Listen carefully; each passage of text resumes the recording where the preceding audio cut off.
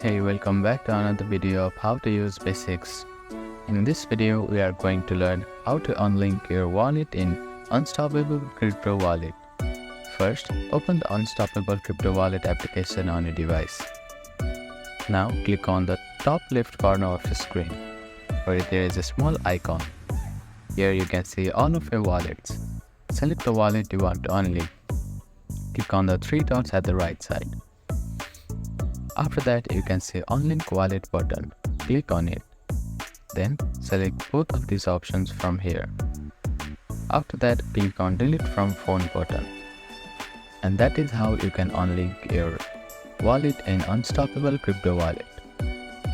You can always recover the wallet from a 12-digit recovery phase.